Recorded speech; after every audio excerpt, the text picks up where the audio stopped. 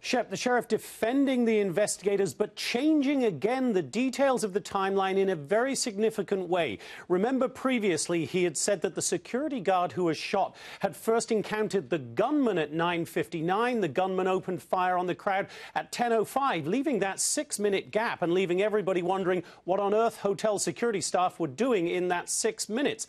Now he's amended that. Now he's standing by the 9:59 p.m., but saying that is when Jesus Campos, the security guard, first encountered the barricaded door on the 32nd floor. He then had to work his way around to get past that barricaded door. That took him 6 minutes. And then at 10:05, that is indeed when he was shot at by the gunman. And the gunman, within 1 minute, then opened fire on the crowd. That lines up with what the hotel security staff have always said. But the sheriff was very offended at any suggestion that there was any conspiracy here. Listen. There is no conspiracy between the FBI, between LVMPD, and the MGM. Nobody is attempting to hide anything. My attempt, like I stated earlier, is to give you information as I know it, unverified, to calm the public, not to establish a legal case.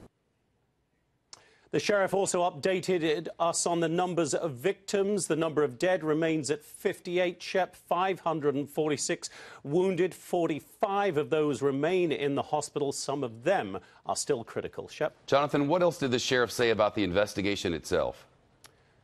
Well, two things that particularly stuck out to me, Shep. One, remember this talk of the fuel tanks that Stephen Paddock, the gunman, had apparently taken aim at. Aviation fuel at nearby McCarran Airport. The sheriff confirming that he did indeed fire at those, but he said, having consulted experts, there is a very low probability that gunfire would actually ever have ignited those fuel tanks. Then he also confirmed that an autopsy has been performed on Stephen Paddock. He said there were no visual abnormalities in the brain, but he said Paddock's brain has been sent to another facility for further microscopic evaluation. As for the investigation, Shep, 2,000 leads have so far been covered. 1,000 pieces of evidence have been seized. Hundreds of hours of video are still being poured through by investigators, but it appears, Shep, they are no closer to answering the big question, why this happened.